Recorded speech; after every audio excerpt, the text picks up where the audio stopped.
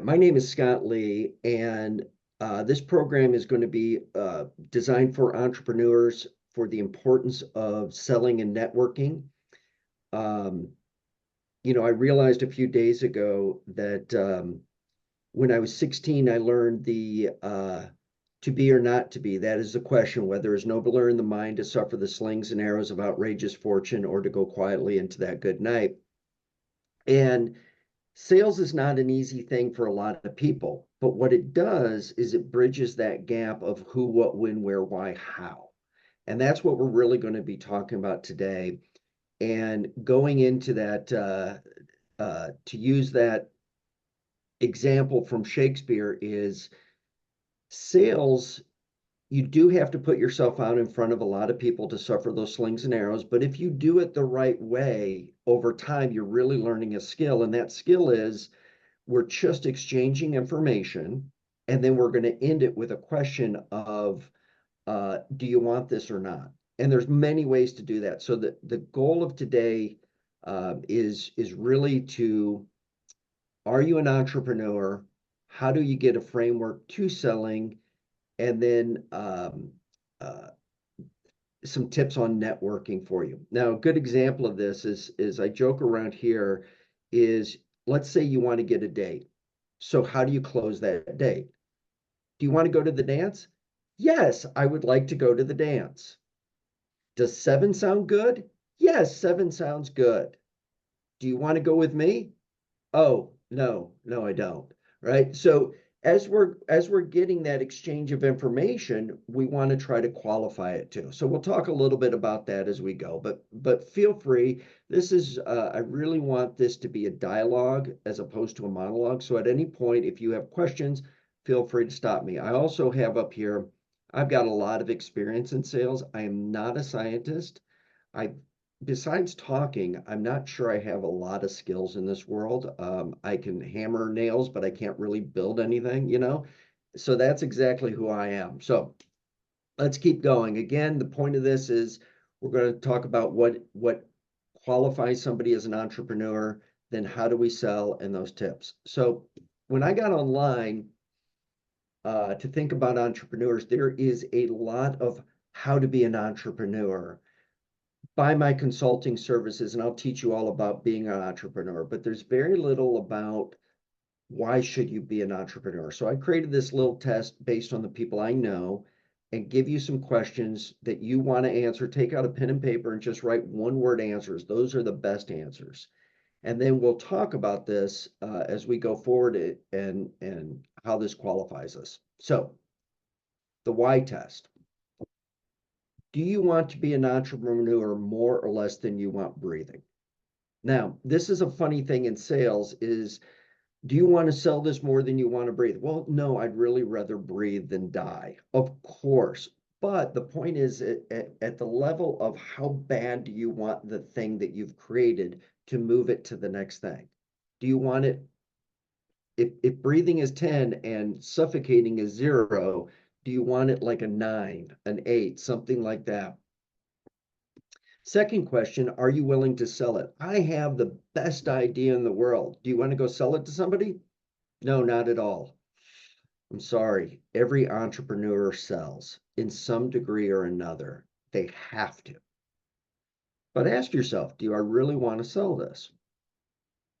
I like this question. I learned this a long time ago in selling is know what makes you burn. And what is that thing that gets you up in the morning and makes you really, really want to go? Um, What is it that makes you decide that it is worth it to suffer those slings and arrows? Do you make excuses? I will tell you that going back to that date thing, I made a lot of excuses early on in life of whether I was going to ask somebody out or not. Well, it's Tuesday. Well, it's 3 o'clock. Well, it's whatever. Do you make excuses about whether you're going to do this thing or not? And finally, what are you willing to do to get there? This is actually a dual-edged sword question. And as you're writing down these answers, I want to share a story that I learned from Simon Sesnick's books. and it is about the military and having a son in the military. I asked him this question: do you know your why? Oh, he goes, absolutely. We talk about it all the time. Do you know why everybody else does this thing that you're about to do? He goes, oh, that's all we talk about. When we're getting ready to deploy, everybody in that group talks about why they are doing what they're doing. And invariably, it leads to very impassioned conversations in the military. You see these tough army guys or Marines or whatever, and they're crying together about their why did they do these things. We think of the military as this macho-esque thing of people that can go out and do very tough jobs. It's also very emotional. And so these guys, as they know why they do what they do, it allows them to coordinate. After the fall of the Soviet Union, the military had to figure out why they're bothering because reenlistments went down. Once they started to realize, oh, when we know the soldier's why and the soldier knows why they do things, they will re-up. And this was a big difference. So I would ask you, study your why over and over again. I used to think I came up with this and I really didn't. So again, nothing here is original. But the difference between safety and freedom, an entrepreneur you would think would naturally lean towards freedom. They want to go out and set their own course. But then invariably, when you ask people about taking this risk, they go, well, yeah, but I need health insurance. I need 401ks. I need to have access to streaming on the weekends. Well, those are safety comfort creatures that big corporations allow. I'm going to give you a test. If you ever interview with me, please tell me that you were on this and you stole this example. I ask people in interviews, would you rather work for Nike or Blue Star Sports? And if they go for Nike, they're looking for comfort. They're looking for Nike's wonderful. You're invited to every single opportunity that Nike could ever be involved in. But Blue Star Sports, I've never heard of it. What is it? Well, your commissions are going to be higher in Blue Star. They'll be lower in Nike, but your health benefits will be higher in Nike.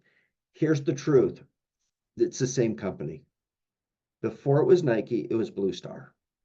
But when Phil Knight started that company, he had to take a huge amount of risk selling shoes out of the trunk of his car that ultimately become Nike. Are you interested in freedom or safety? We're all interested in both, of course. But where do you fall in that continuum? So I'm not going to ever ask you to share your answers, but I will share mine. I did this test to check myself. I'm not an entrepreneur. I'm not. I've never had I have lots of ideas. I think I'm very clever. But invariably, when I'm clever with my ideas, I share it with my wife or a friend. They go, you know, that exists. For the love of all that is sacred, why did somebody else do it before me? And invariably, I do this on a Saturday night when I can't sleep. By Tuesday morning, my idea is gone. It doesn't matter as much as it once did. Are you willing to sell? At first, I wasn't. I'll be honest, I did not like selling for years. But then I realized it was a great way to make money, and I decided I'm going to be good at it. And it goes back to that Shakespeare saying, to be or not to be. What are you going to do? When given, by the way, I'll show my age. If you remember that Fonzie quoted that on Happy Days, and it became a real pivotal point to the character of what is the point of me? Why am I here? By the way, I will show my age. You can find that on YouTube, I'm sure. But Henry Winkler's speech about to be or to be not to be, it really hits to the point of that. Why are you bothering? What makes you burn? Please, please tell me I can't do something. That's all I need. I am not going to be the fastest, smartest, strongest person in any room. But you know what? I will die on that hill to make something happen. And I would also point you to go to YouTube and look up Will Smith's statement about dying on the treadmill. That motivates the bejesus out of me, and it's the same thing. Will Smith, as famous as he is, as tragic as his marriage has become, you actually get a real insight to who he is by that interview. So what are you willing to do to get there? I love what I do. I spent decades liking the products, loving the customers, not liking the company. What I do at Ronawk has been decades in the process, and I can tell you I love supporting what we do. But I would say that this question is a dual-edged sword question. If you're willing to do anything without boundaries, then you're susceptible to be corrupted, right? So know what your boundaries are. This is what I'm willing to do, and this is what I'm not willing to do. That actually will help you in the selling process. I'm willing to give it all away. Well, yeah, but you're not going to make any money doing it. And so this is where people can really get compromised on that question is, I'm willing to do anything. Really? Well, there's a lot of people that will take advantage of that. So when you know your boundaries, it really becomes a valuable statement. So let's get into the importance of selling. As I mentioned, I've got 30 plus years of doing this. Um, and here's a few lessons I've learned. When you have sales revenue or something of value in your company, you now have something to negotiate with.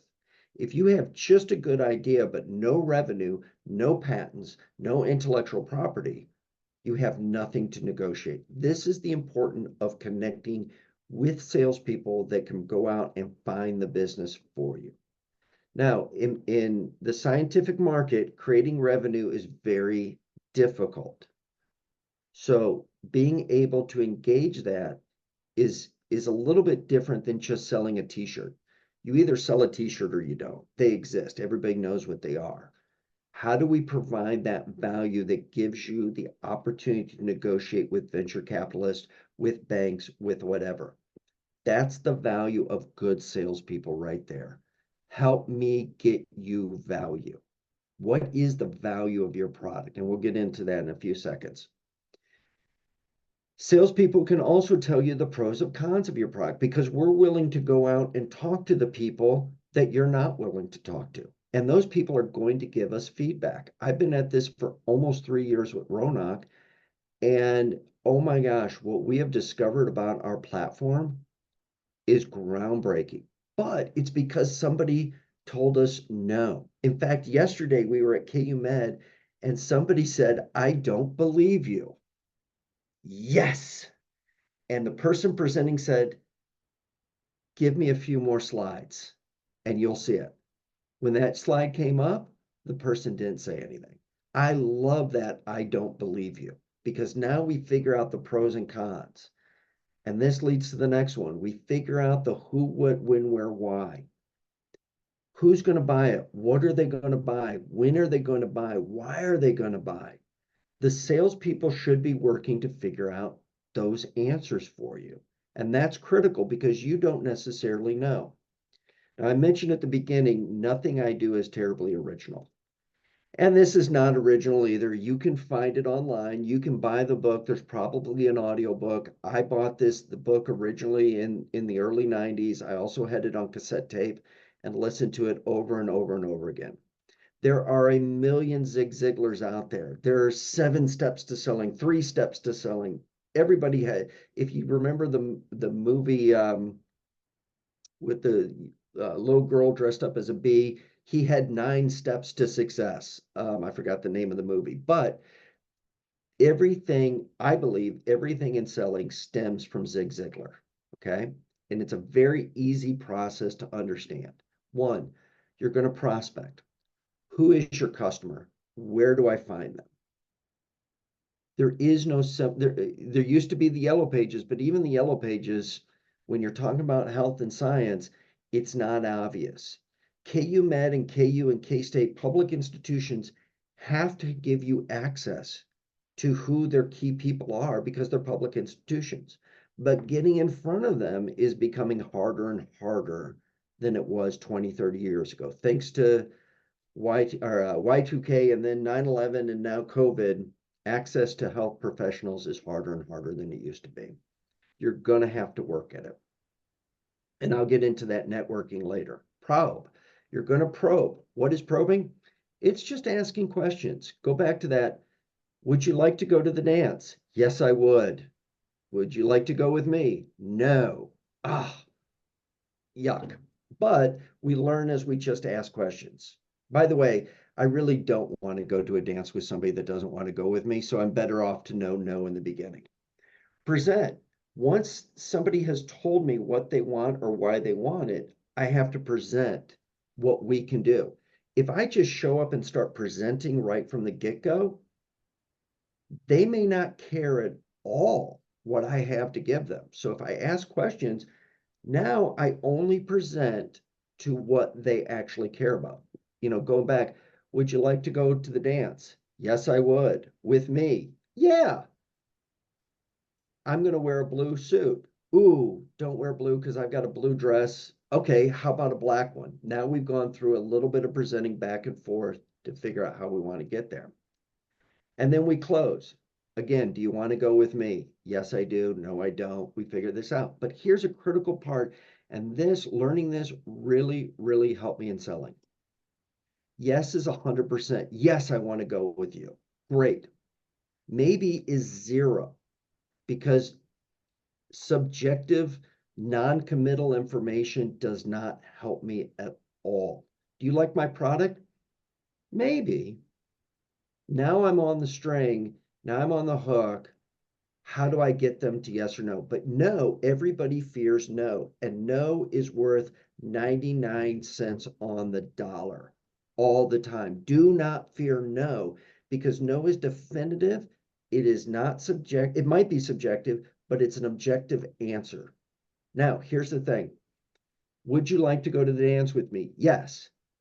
I'm going to wear a blue suit. Oh, don't do that. I just got to know. If I had a black suit, could we go? Yes. I want your product, but I don't like the shape of it. Great. What shape would you like it in? We learned something from no. So I go back to probe, why no? And then I go back to present. If I did it this way, would you use it? Yes, I would. Now, Zig Ziglar will tell you that's 4 steps. The most important is number 5. Once you get the sale or don't get the sale, you got to follow up with this person. Stats will tell you that a referral or reference or repeat sale is 80% easier than finding the first sale. So once you get the first one, the second one just became infinitely easier. So work with your existing customers to know, and these are surveys, these are just checking in once in a while. They've had a positive or even negative response. And now I can work with them to figure out how to get that second, third. Um, it is very rare, but it does happen that somebody buys something from you and then says, I'll be glad to be a reference, only to give you a bad reference. It happens, but it's fairly rare. Most people are pretty decent and realize if they're going to be a reference for you, it's because they really like you. And by the way, talking from personal experience, I know of it happening once in my life, and it was really unfortunate. But I did learn something to qualify that person in the process. So let's keep going on the importance of sales, the 5 steps of selling, and how we evaluate. Again, what do I have to negotiate? How do I fix or lead what I have? With sales revenue, you now have the power to negotiate. We're learning the pros and cons of what we're doing. We're learning the who, what, when, where, why through that process. By the way, it is not a simple process. Zig Ziglar has sold a gazillion books on this, as everybody else has. There is a lot to read out there. So I'm going to share this. These are my favorites, but everything works. There is no secret. My favorite sales books are Zig Ziglar. Spin Selling is actually a study of sales. It is the process, and really it breaks down why understanding your customer is important, but it is an academic book on the process of understanding how you move somebody through this process. I'm a big fan of Jeffrey Gitomer's books. I will tell you, he is very much an entrepreneur. The first few books are much better than he really keeps slicing that onion further and further down. As his books get further on, they really become a little bit questionable. I also think that you can find good information in other books. Big fans of the 3 I list here. They're age-old classic books. If you want to take a screenshot of this, please do. I do want to share the image to the side here. Does anybody know the book that does not belong on this shelf? This is really funny. I was in a company one time and I looked at their shelf to see what they were reading. Augustus Burroughs, A Wolf at the Door, does not belong on the shelf of a sales organization. It is a book about a very dysfunctional family. Hence, this was actually on the shelf of a family-owned business. Who put it there? I do not know, but that's interesting. Huh, everything else makes sense except for that. By the way, if you read Augustus Burroughs, his first few books are really wonderful too. They're funny yet dark. You get to this book, it's super, super dark. But he's also a very good New York Times writer. So when you're studying, when you're going through people's companies, it's amazing what they advertise on their shelves. I'll just point that out too. It's a great sales technique. People, if we look at what Janae's got in the background, if I could see any of it, I would strike up a conversation with her and go, "Oh, you must be into this." Again, people advertise. So this gets into networking. Let's say you've gone through this far and you go, "Boy, I've got this really neat thing I want to do, but I do not want to be a salesperson." Or you've gotten to this point, and you're like, man, I don't have a neat thing, but I really want to sell. This is the point of networking is you everybody that has a neat thing or everybody that's a salesperson has to find the thing they want to sell, but they've also got to find the support systems. And I'm glad that Jim West is on this because Jim West is a phenomenal networker and also a huge supporter to entrepreneurs. Um, Here's some tips I've learned about networking. If you do not have a well-developed LinkedIn profile, you need to. My wife is not a social media person at all. I am absolutely a social media person. This is your billboard to the world. As I mentioned, it's harder and harder to get in front of your customers because thanks to COVID, we even an extreme extrovert like myself has become a little more introverted. I'm a little more guarded. I post less on Facebook or anywhere else than I used to. I don't give public opinions anymore, for the most part. You might catch me once or twice, especially when it comes to the Chiefs. But LinkedIn, I can post a lot and it's business oriented. And guess what? I can find anybody I want to talk to. Fun story is 3 years ago, um, I realized that I was connected to a guy named Michael Chambers. Michael Chambers sold his company about 11 months before that for $9 billion. I don't know Michael Chambers. How in the world am I connected to him? I reached out on LinkedIn and said, I'd like to talk to you about what Roanoke's doing. He responded, and we had several conversations. I will tell you, it did not lead to a great deal of funding for Roanoke, but he is aware of who we are now. You never know where those conversations come back and come around to. So connect with everybody you possibly can. You'll be shocked at how they come back. Attend online events. Attend by the way, speaking about BioKansas, had I not originally connected with Janae and Kendra, I wouldn't be involved so much with BioKansas. In fact, I wasn't connected to BioKansas for years, but through it, I have developed I'm here. That's a big one. So figure out how you're going to get to where you need to do through these connections and ask those questions. You'll be shocked at who answers you. It really is. I mean, why they don't answer you on Facebook, but they do on LinkedIn, I do not know. I would also tell you in networking, and this isn't true in sales, don't think of it as what you want, but think of it, why would this other person bother to even talk to you? It's not your product. It's why they will think your product is important. What can I get out of this? I have taught sales reps for decades that to start any conversation, you need at your disposal 5 questions to walk up to a complete stranger with. Uh, if I walked to somebody and said, "Why'd you get that haircut?" No, not a great entrance, but there's easy things like, "Hey, what brought you here today? Hey, I see this on your desk. Are you a Royals fan? Um, what are you doing this weekend?" How about this weather? Shockingly, the weather is always a good conversation starter. I'll give you an example of this and why it's terribly important. I was working with a sales rep in Colorado, and I said, you're really sterile and shut off in your presentation. The customer is always advertising who they are and what they wear, what they have at their cube, everything. Why don't you ask about it? She goes, oh, that's invasive. They've already advertised. They have a concert t-shirt on. They're advertising that they love Jane's Addiction. And oh my God, would this band stop fighting on stage? By the way, a little topical. I was wanting to go see him. Not going to see him now, thanks to Perry Farrell's emotional eruption. But they're advertising these things. So I said, take me to your hardest customer. So we went in, this woman looked at me sideways and it's just like, oh, Christ, another salesperson. I said, is that your son? Yes. Is that a trumpet or cornet that he plays? She looks at me and she says, the cornet. How do you know? I said, I played cornet in junior high band and for years I've been meaning to pick it back up again and learn this. And she goes, well, why did you stop? And I said, I had to make a choice between football and band, and I was wrong and chose football.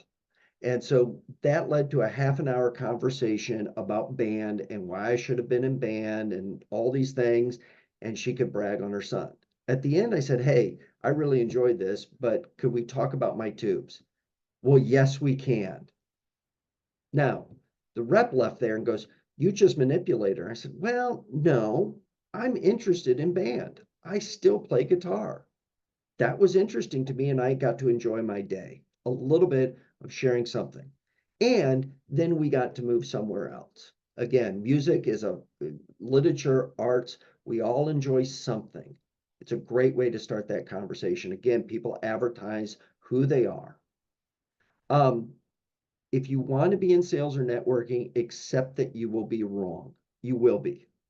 Um, if we want to go into a laundry list of things I've been wrong at in my life, it will be shocking. And we don't need to do that today. But over at the next BioKansas happy hour, feel free to ask. And by the way, that's next week, right, Janae? Kendra, next week? Yeah. Yep, the Okay. 26th.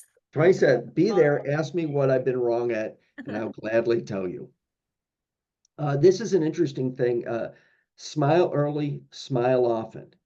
Almost every society, except for the Russians, accept you more if you smile at them. And Doris, I love your smile because you keep doing it.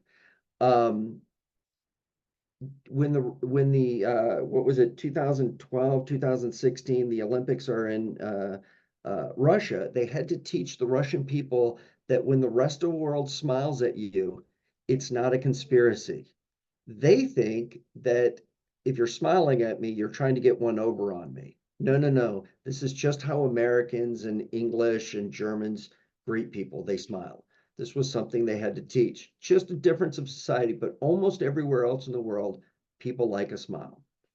I'm not trying to take a political road, but I do appreciate what Michelle Obama said is when they go low, we go high. That is not an endorsement either way, but it is the right thing to do always. Go back to that question I asked, what are you willing to do? It's also what you're willing not to do. And if you know the high road, if I'm doing the best I can for this other person, I'm trying to take the sales presentation from what matters to them and figure out how my thing matches with them or doesn't, we will win more times than not. I have turned down sales from customers because I realize in the short term, I'll get one sale. In the long term, I get a lot more because the one term, it's kind of what they want, but it's not what they want. Better to walk away from that to get the other sale later on. Again, ask questions. This is always when you're on social media networking, the more you ask of other people, this goes back to Dale Carnegie's How to Win Friends and Influence People. In a survey, the person who asked the most questions will get the most positive responses in a survey afterwards. So if I just lecture here all day, you're going to go, well, that guy thinks he knows a lot. But if we had just done this whole thing by just asking you questions and over and over again, then you're like, wow, he does know a lot. Well, I didn't actually give you anything. I just asked questions. And this is an important one. Know the difference between open and closed-ended questions. Closed-ended is strictly yes or no answers. Open means they've got to give you a little bit more. For example, did you have a good weekend? Yes. Closed-ended question, conversation stops. What did you do this weekend? You can't answer that yes or no. You got to build a little bit more. So as you're engaging people, try to go for the open-ended questions that forces them to say more. And it's something you have to practice at. And lastly, uh, I had to round up to 10 because 10 is always a good number for tips, is it's never too early or too late to start. If you have not gotten your profile up, if you have not started to reach out to people to explain your technology, obviously you want to own your patents, your trade secrets. You do not need to give those away. But would this matter to you if then? And I will point out again to Jim West, who's on here, is thanks to his organization, we learned in a short half a day example so many things that we were doing wrong and so many things we were doing right that has skyrocketed us forward. And it has been hugely beneficial to us. So it's that never know. You never know where you're going to go. So then last, either we get out of here early, it's a short webinar, or feel free to ask me questions. Um, I'm a big fan of selling and networking to help people get what they actually want to get, not what I want to get.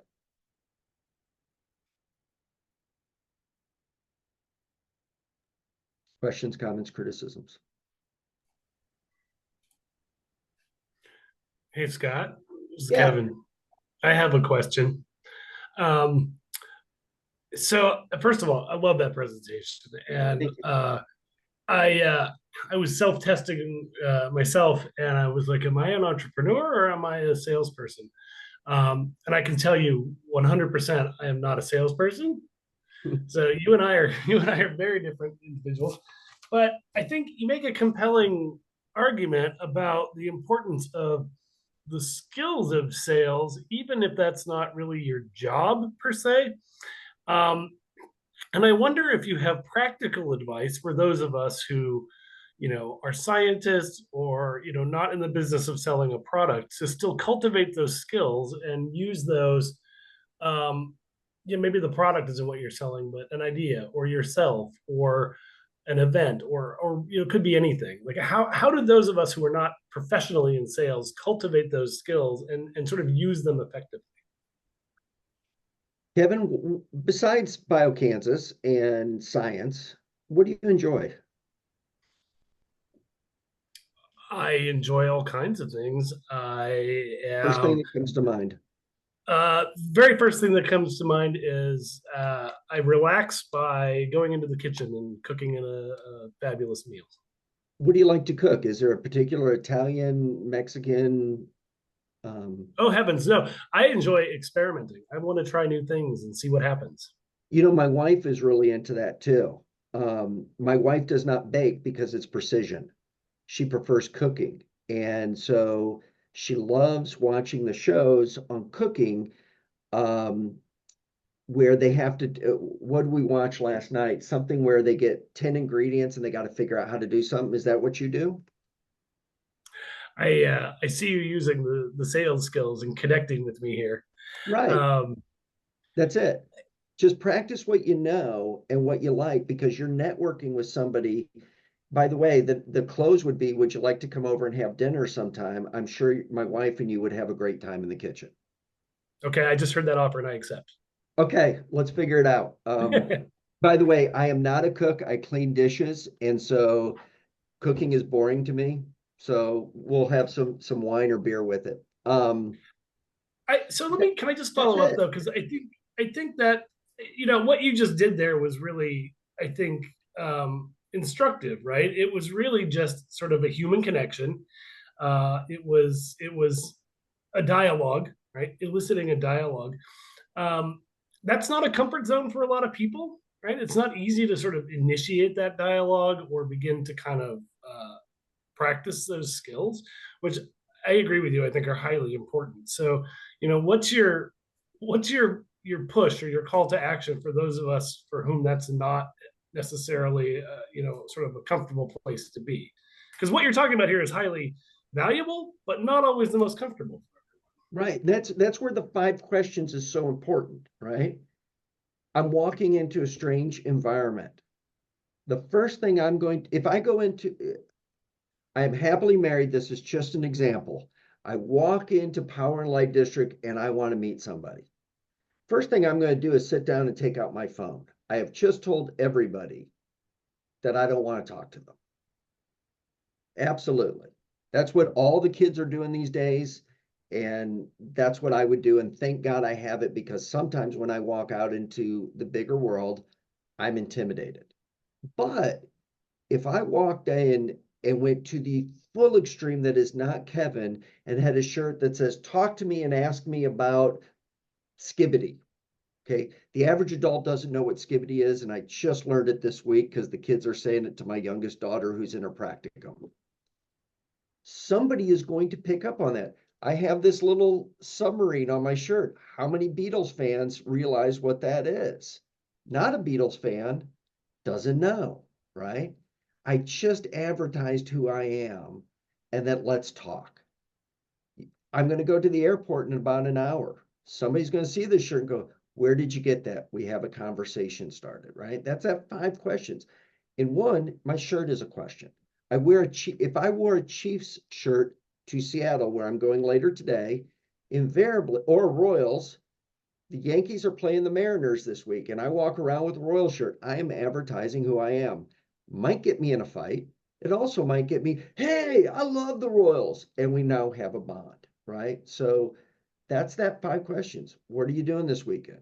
What do you like? Um, Can if I we add figured out something this here, next, Scott? huh? Absolutely, Jim. Can I add something? Yeah, I mean, one technique I learned a long time ago, which I really like, is like when you meet somebody, the first thing you ask someone in America when you meet somebody is, "What do you do?" And they all Yep. think, "What do I do?" Well, I run BioKansas. I'm a marketer. I'm in sales, all those things. But I would argue, a better opening is, I help companies be more successful, because it's not a statement. It's a statement that forces you to say, well, what does that mean? Tell me more. And it starts a conversation, as opposed to, oh, I do this, and it's like, oh, okay, you're in insurance. Okay, I'm moving on. So if you kind of talk about an impact or a one-line opener that you practice, that um, I think it forces a question. I think it's a great way to start conversations. Jim, that needs to be 10 plus right there, or number 11. That is awesome. Whoops, I just lost my slide here. Um, Jim, you could add to that. I'm a father of 2 boys. My wife just ran for office. I live, whatever.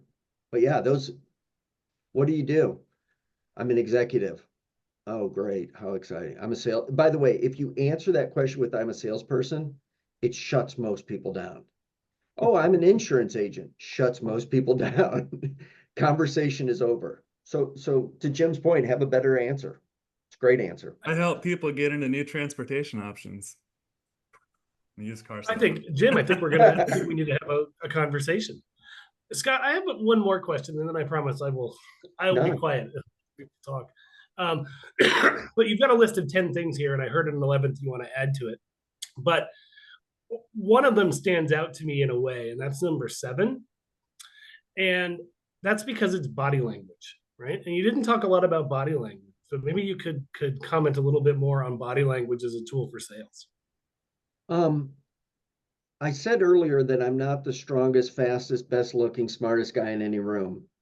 There is a ton of data on smiling. There's also colors, posture, um, that has been out there for a long time. For the longest time, I refused to wear anything but blue and black socks, because I read once that when people see your socks, they make a judgment. Well, at some point I said, Oh, the crazier socks, the better, because now I'm memorable. Okay. So, um, how you hold yourself. You know, I mentioned the military. One of the things my brother said to me that was in the Army, he said he had a 17-second life expectancy if the Soviet Union came over the border. 17 seconds changes a guy. And he said, you will always have to be moving no matter what you do. A stational target is a dead target. And I'm like, but Jeff, I'm just trying to meet young women in college. He goes, yeah, keep moving always. So your posture and how you walk and shoulders back, you smile, make eye contact. That's hard if you're on spectrum to make eye contact. So what else can you do? How do I dress? How do I hold myself? These are challenges, but there is a ton on the internet for how that works. I mentioned you're always going to be wrong at something. Every single one of us has something, a quirk. I can't make eye contact. I stutter. I whatever. We have a president that stutters right now. Again, it's not a political statement. It is just we got to get somewhere. So figure out how to make your thing worth talking about, because that disarms everybody else as you go. How you hold yourself, eye contact, smiling, head up, keep moving. It works for salmon. It works for us. Great point, Kevin. Great point. I think we lost Doris. Tammy, any questions I can help you and your husband with? No, not really. I appreciate the info. I have to chuckle a little. So I'm a therapist and a social work professor. So I have to naturally network for a living. I teach it, but there's a lot of overlap in the skills, right? But there's also it's different when even if you have this natural skill set or you've been taught this skill set, it's different when you're applying it um, in more of a sales setting or in something that you are emotionally attached to, if that makes sense. So you're talking about the entrepreneurship, something that you're really passionate about, and now you're having to sell it and network it. And so I was chuckling when you mentioned your associate saying, well, isn't that manipulation? And I'm like, yeah, therapists do that all the time. We manipulate people to talk all the time. I mean, if that's what you want to call it. So no, I think a lot of this is great stuff. And I wish my Gen Z son would do more of it. Would help. Tammy, shout out to you. My youngest is getting her degree at KU in social work, and she's going to go on Fantastic. her master's. And Yes. I got to tell you, I am learning by leaps and bounds from that individual. She has said things, you know, even the pronoun, you know, he, she, they. I'm old. I don't get it. And she goes, well, you Thank already use it. I do? Well, yeah. You go, oh yeah, they went to the store. Oh, I guess I do. Okay. The interview skills you teach. By the way, this is another place to go. Go to social work interview skills. I am drop dead of what my youngest is learning in school, because I wish I had known him 30 years ago. you. So shout out. Good Yeah. job. Thank you. But no, but this is great stuff. And like I said, you can have the skills though. And so I love the conversation because you have to still have, I don't know, the intent and the confidence, even if you have the skills. Because when you're the entrepreneur and it's personal, you have to feel okay about now, going forward and doing some of this. It can still be intimidating, even if you know how to do it. Absolutely. And I would say there could be a 12 on here is, if you take the high road and you're helping someone else and you're doing the best that they can, it actually puts you one remove from that emotional point. I get it. Every no when I was early in this felt crushing. And then I realized they're not saying no to me. They don't know me. They don't know what I'm telling. I believe in what I'm doing. I think it has value, but they don't know me. And once I could, oh, I should be doing this for them, not for me. Now I'm removed from the equation. It was less emotional for me. It's hard, but it also is breaking that wall of having something to say, of something to value, as opposed to just flaying myself out in front of the general public and saying, "Hey, anybody want to talk to me? I'm kind of an interesting guy." Well, that's going to be sad and lonely evening. So figure out what works for somebody else, and then it's not personal.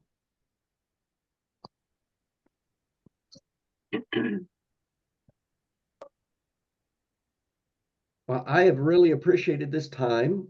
If there's anything else, I think again, Doris was wanting to talk, Scott. oh, Hey, okay. I just wanted to commend you. I just found this link with Casey Source link an hour before you started. And the thing that I looked at was networking and sales. Now, that last line about the Zig Ziglar, your tips, the never too early or too late to start.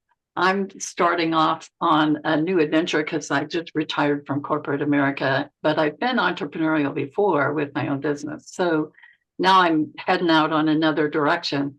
I'm with you with all the Zig Ziglar, the John Maxwell, the books that you have there.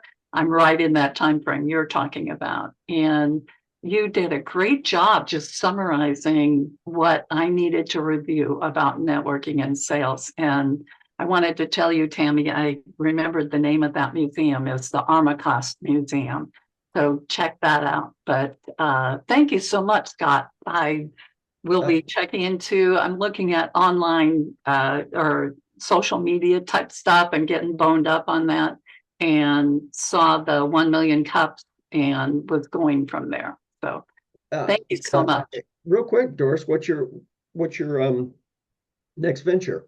Can you say? My venture, what I've been doing over the last 30 years, been investing and had learned something early on. So I'm in Toastmasters and a couple clubs, and was really going to start networking for them to grow the clubs, and looking for people that really want to step up and learn how to lead and speak. And so I'm networking for that, but also with my own business. I've been in securities, doing securities, have my licenses over the last 30 years, supporting my husband. He's retired, stepped down, so I'm taking over that business. So Awesome. I'm doing, it's like a fishbone diagram. It's a lot of things in a lot of different directions, but I'm loving every minute of it. Awesome. Thank Awesome. you. By the way, before I joined Ronawk, I had serious consideration that I would be laying on my couch doing nothing as much as possible. And I'm now working for less, doing more than I ever thought possible, and loving every moment of it. So Right. And I'm curious about CBD Ronawk as well. I'll be looking that up. so this is what we make. Now that Okay. doesn't look like much, but we can now effectively take all cells, even out of the human body, and grow whatever you need us to grow. Continue. Wow. Okay. So one of the big challenges to, here's the shout out for my company real quick, is in the spring I get to go at my age do another colonoscopy, and it sounds horrible, but it's really not that bad, because at 40 years old, I had a polyp and it was precancerous. So every 5 years I get to go back. But let's say I go back in the spring and they find cancer. Knock on wood that it doesn't happen, but we're going to do one, two things, or a combination. We're going to do surgery, drugs, or both. What if we could take that cancer, take a biopsy of that cancer and grow it outside my body? Now we do the drug treatment, radiation to the cancer outside my body. That is not science fiction anymore, thanks to Ronawk. We still need to get there. We still need a lot of things to develop to happen, but we can effectively do that. We have liver samples, kidney samples, bone marrow samples, eye samples, breast cancer, multiple different kinds of cancer currently growing in the block in labs around the US. And they've been growing for weeks to months. That's what we do. Wow. So if you know scientists or medical professionals, give them my email. I'd love to talk to them. Scott, I have one more question if you have the time. Sure. think we've all had those moments where we are trying to network with someone, trying to connect, and you kind of have that block, like you're not quite getting past either someone's not receptive, things like that. Do you have any additional tools or recommendations to kind of get past, maybe it's your own mental block of why can't I properly connect with this person? Like when you feel like maybe it's a high priority connection you need to make, but something feels like it's getting in the way. Any additional tools you'd recommend? Let's talk without knowing more. I'm going to throw out some things, but next week let's talk more about this. It could be all about them. You don't know what drama they're going through. You don't know what's going on in their life. They just lost a child. It doesn't matter what you're going to say when somebody loses a child. They're going through a divorce. They're drug addicted, alcoholic, whatever. You don't know. You just don't know. So be patient with people. You could always ask the question and accept that you may have said something wrong and you'll never know. I'm always amazed that I upset somebody and I don't find out for like 5-6 years that I upset them. Oh, I wish I had known I could have fixed something. You can always go back to a question. Hey, you could be so bold to say, it doesn't seem like we're connecting. What am I missing? That's an open-ended question that they may or may not answer. Oh, I'm sorry. We weren't connecting. Why did you say that?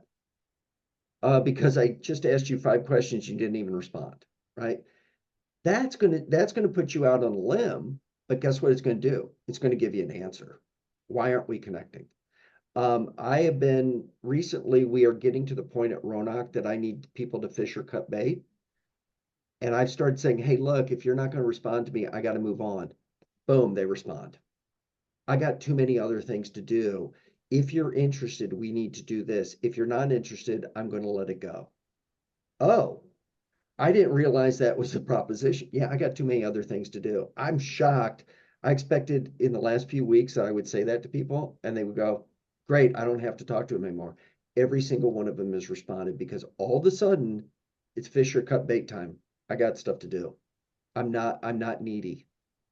Don't treat me like I'm needy, right? It goes back to that question too. What am I willing to do and not do? I'm not needy. I don't want to be needy. I can be needy, by the way. You could ask my wife occasionally. I'm really needy, but know my boundaries, But let's talk about that next week, and I'd be interested to know more. How do I get you past this? What are you needing for me to engage you in this? What am I missing? People sometimes are afraid to give you the real answer. By the way, I'll give you a real answer about that. I asked a customer one time, hey, I noticed you haven't bought in quite a while. And they said, well, yeah, you don't give free shipping. I said, well, let me explain nobody gives free shipping. They either bundle it into the price or they charge you for it. They do? Yeah, FedEx doesn't give free shipping to companies.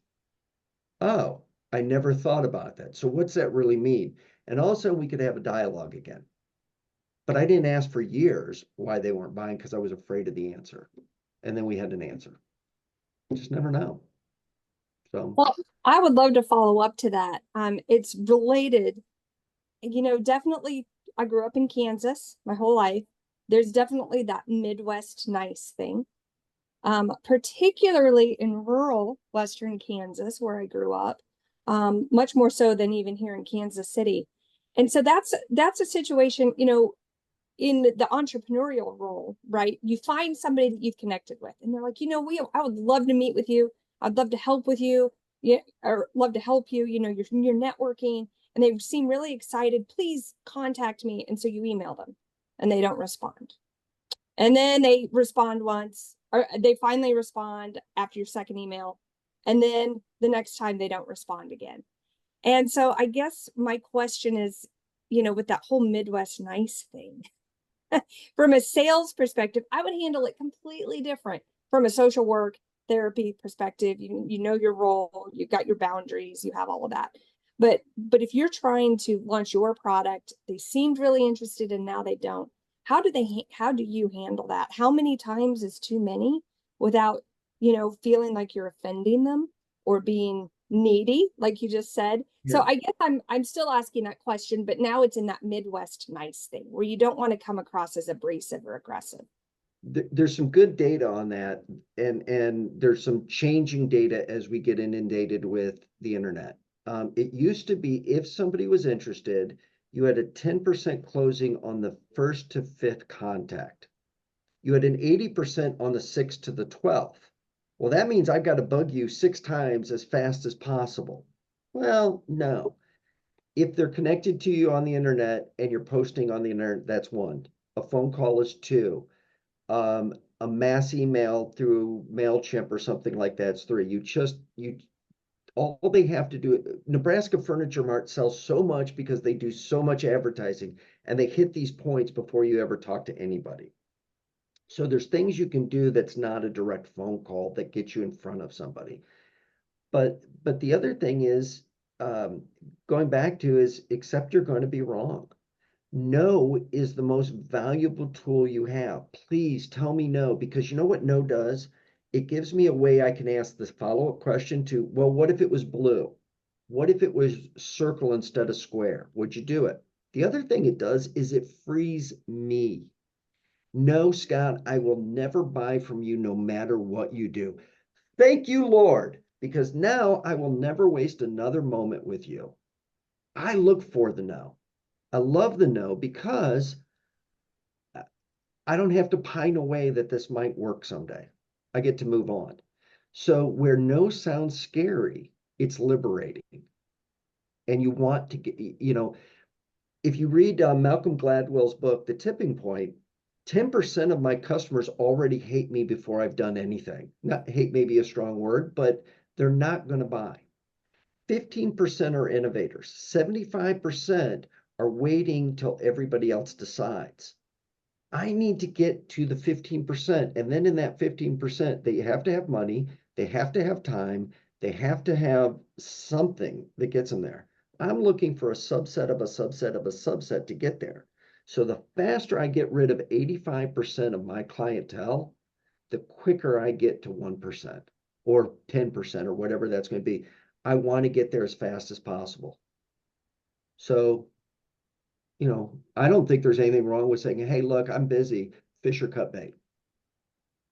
And there's other euphemisms that are inappropriate, but we get there, and that's okay. I mean, by the way, I agree with you on the niceness, and there's a way to say fish or cut bait very nicely. And you practice. You're going to get some of them wrong. That's okay. I've spent a lot of my life being wrong, and I still keep showing up to things like this. Well, if you have grown kids, you definitely enough said. They'll put you in your place. Mark Twain said, I was amazed how stupid my father was when I was 17. I was amazed at what he learned in 7 years.